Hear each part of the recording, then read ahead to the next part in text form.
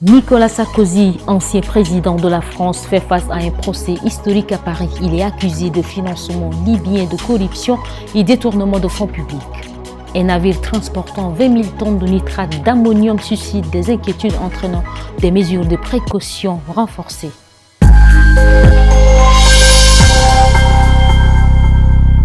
Bonsoir et bienvenue dans votre journal international. Le Zimrida, un bateau battant pavillon pour la Barbade, doit arriver lundi dans le port d'Abidjan, chargé de 20 000 tonnes de nitrate d'ammonium, une matière dangereuse. Les autorités ont annoncé des mesures de précaution en vue de protéger les populations. Le port d'Abidjan a annoncé samedi 4 janvier prendre des précautions en vue de protéger les populations au sujet d'un navire chargé de 20 000 tonnes de nitrate d'ammonium, une matière dangereuse qui doit arriver lundi dans la capitale économique ivoirienne. Dans un communiqué, le port explique que les Zimrida battant pavillon de la Barbade transportent cette matière utilisée comme fertilisant dans l'agriculture, dont 3 000 tonnes doivent être déchargées à Abidjan. À la suite d'allégations faisant état d'une avarie de la cargaison transportée et par précaution en vue de protéger les populations et les biens, le port annonce que le navire restera pour l'heure en rade extérieure en dehors des eaux ivoiriennes. Une réunion doit se tenir lundi matin avec les propriétaires de la marchandise et les transporteurs pour un examen approfondi du sujet. Le port d'Abidjan a souhaité samedi rassurer les populations ivoiriennes sur les faits que toutes les marchandises entrant ou débarquant dans le port ivoirien font l'objet de contrôles assidus. La Côte d'Ivoire reste traumatisée par l'affaire du Probo Kuala. En août 2006, ces cargos affrétés par la société du courtage pétrolier suisse-néerlandaise Trafigura avaient débarqué à Abidjan plus de 500 mm3 de déchets hautement toxiques issus d'hydrocarbures. Un sous-traitant ivoirien, la société Tommy, les avait transférés dans des camions-citernes puis déversés de façon sauvage dans une douzaine d'endroits de la capitale économique ivoirienne. Au moins 17 personnes étaient mortes et des dizaines de milliers d'autres avaient été intoxiquées. Un ancien chef d'État, 3 ex-ministres de droite, des intermédiaires officiaux et un ancien très proche de Kadhafi. Le procès de l'affaire des soupçons de financement libyen de la campagne présidentielle de Nicolas Sarkozy en 2007 s'ouvre lundi après-midi à Paris. L'ex-président encourt 10 ans de prison et 375 000 € d'amende. L'ancien président âgé de 69 ans sera jugé à Paris dès le 6 janvier pour financement illégal présumé de sa campagne de 2007 par la Libye de Mouammar Kadhafi. Accusé de corruption, recel de détournement de fonds publics et financement illégal de campagne, il risque jusqu'à 10 ans de prison et 375 000 € d'amende. L'accusation repose sur un pacte de corruption conclu en 2005 avec Kadhafi, impliquant des financements occultes via des valises de cash et des virements suspects. En contrepartie, Sarkozy aurait offert une réhabilitation internationale à Kadhafi et favorisé des contrats lucratifs. C'est le 5e procès pour l'ex-président, déjà condamné dans les affaires Big Malion et Besmoff. Ce dernier jugement a été confirmé récemment, le condamnant à 1 an de prison ferme sous bracelet électronique.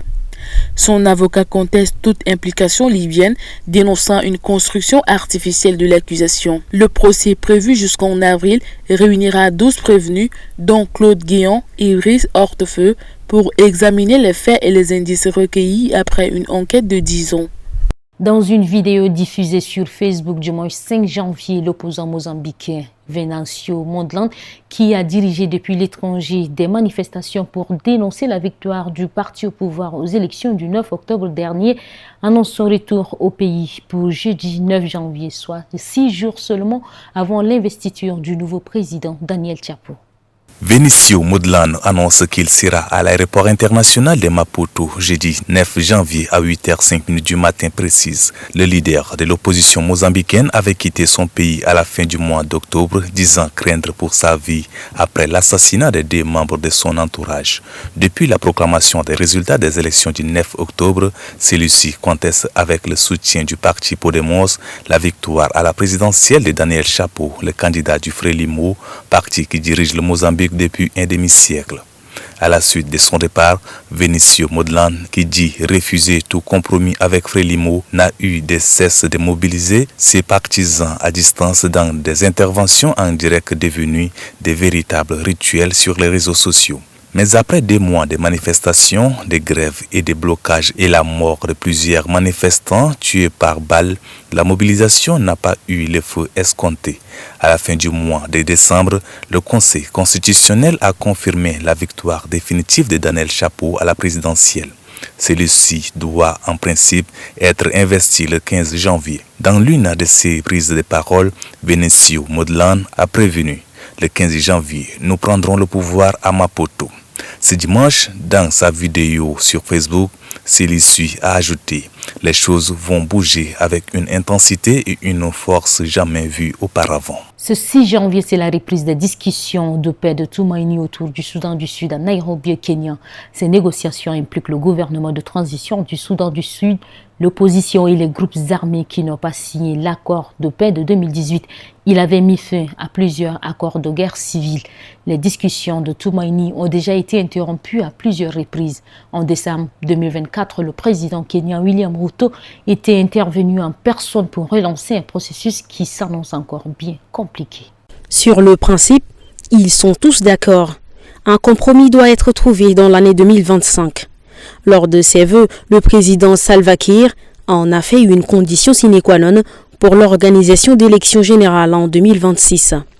Initialement prévu en décembre 2024, le gouvernement avait décidé unilatéralement de les reporter. Salva Kiir en appelle à la responsabilité de ses opposants et demande à ses frères de faire preuve de patriotisme et de placer les intérêts du pays en premier. C'est bien l'avis de Pagana Moum Okiech, président du vrai SPLM, une faction dissidente du parti actuellement au pouvoir. Dans ses vœux, il demande à tous les Soudanais de soutenir le processus de Tumaini. Mais il blâme également le gouvernement de transition pour ses revirements constants d'opposition qui, selon lui, hypothèquent les discussions. Pour que Tumaini réussisse, il faut un changement d'attitude politique globale, estime dans un communiqué Edmond Yakeni, directeur de l'Organisation d'autonomisation des communautés pour le progrès. Pour lui, les discussions ne doivent se concentrer que sur un seul sujet, l'organisation d'élections libres et démocratiques en 2026. En République démocratique du Congo, les services de sécurité du Sud Kivu multiplient les efforts de lutte contre l'exploitation illégale des minerais. Samedi, 3 ressortissants chinois ont été appréhendés en possession d'une douzaine de lingots d'or et une importante somme d'argent.